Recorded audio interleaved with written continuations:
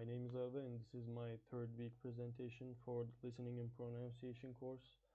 Today I will be talking about English pronunciation. Let's get started. In this presentation I will be talking about English pronunciation features, different ways of pronunciation for different accents, and rhotic and non-rhotic pronunciation. When speaking English, our pronunciation should be intelligible and we should aim to have a credible and personal accent. Now, what we mean by this is, first of all, of course, we should make people understand our meaning and what we're trying to talk about when we're talking about something. And we should have a clear but also a natural and understandable accent to give out the right message for our presentation or conversation, whatever we're doing.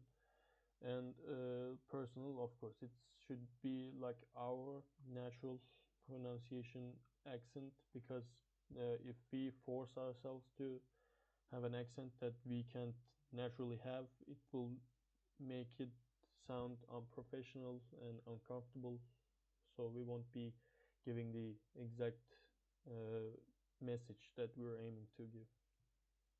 We should be focusing on having better pronunciation and clearer speech rather than more evident accent. I already talked about this, so let's keep going.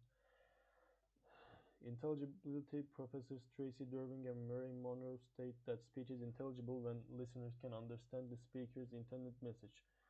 When we're talking about something, we're not only reading or just talking what's in our mind. We have to use the right tone and clear words to give out the right message, make sure who is listening to us understands the right thing that we're talking about, and not get confused by anything, of course.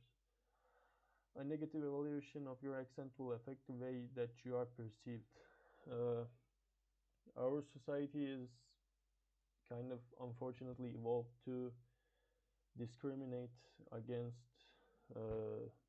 people with, I can say, not standard English accents, because of course there are like American accents, British accents, Australian, all those are native English speaking accents.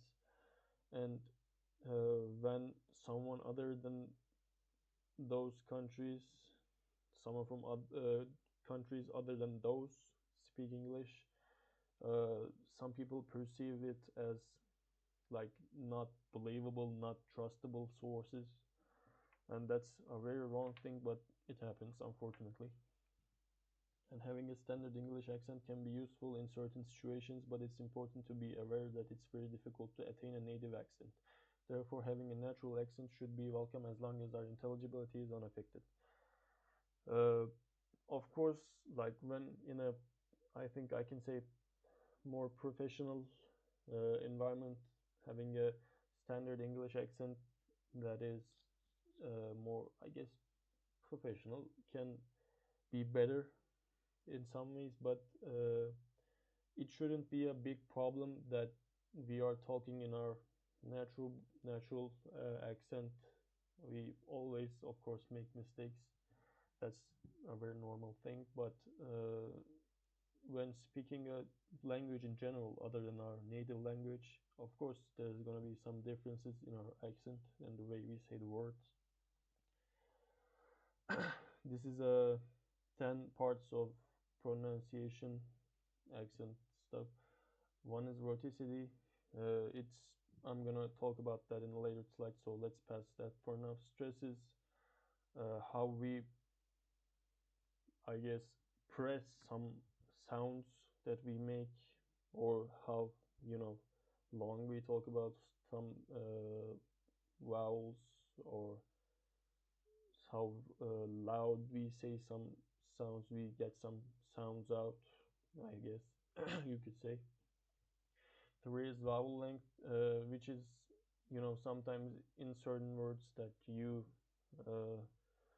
say some vowels longer or shorter. And there are tricky vowels, which, of course, also in some examples can be a little different in pronunciation than they are how they're written. So some words are said differently in English, of course. Five is tricky consonants. Uh, this is we'll talk about these later too. So I'm gonna pass 6, 7, and 5.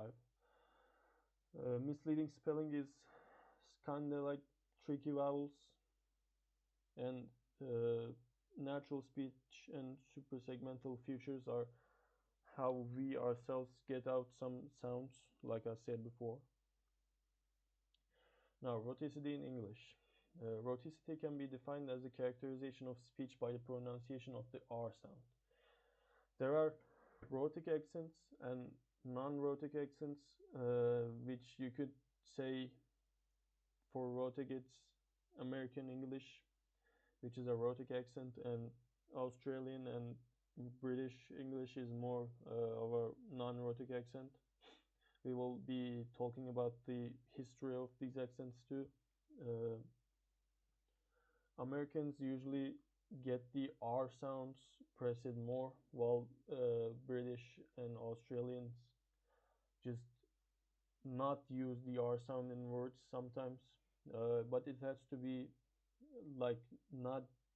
It has to be immediately after a vowel and not followed by another vowel, as I said in the third sentence. In non-rhotic accents, the R sound is no longer pronounced when it is immediately after a vowel and not followed by another vowel. For some examples for this is in American accents we say car, heart, and star, while in non-rhotic accents people say ka, hot, and star. I'm not that good at it. I'm sorry. But in words like red, brick, and craft, the R sound is always preserved, and we always get the R sound out. The emergence of rhoticity. Uh, this is in history how the English settlers spread out the English language and how it changed as time went on. The first appearance of rhotic accents in the northern hemisphere out of England was in the US in the 17th century, as the native accent was still rhotic when the first settlement in the US was made. In the 18th century, the native accent in the southeast of England shifted to its non-rhotic form. When the settlers first uh, went to the US and made their first settlement there, the original English language was still spoken in a rhotic accent. And in the 18th century, after they settled in the US, it shifted to a non-rhotic accent that they use today. And after that, they made some settlements in the southern hemisphere, which resulted in difference of the English accent in various parts of the world. From the 19th century onwards, English settlements began in the southern hemisphere, resulting in non-rhotic accents spreading throughout this region. We can say some parts of South Africa and Australia are big examples of this, as they, along with today's United Kingdom, speak a non-rhotic accent. This is the map I got the picture of for this example of this. As you can see with the red line, this is when the first settlements in the US were made in the 17th century, and the white line is when the settlers settled in Australia with their non-rhotic accent after 18th century. This is all from me for today. Thank you for listening.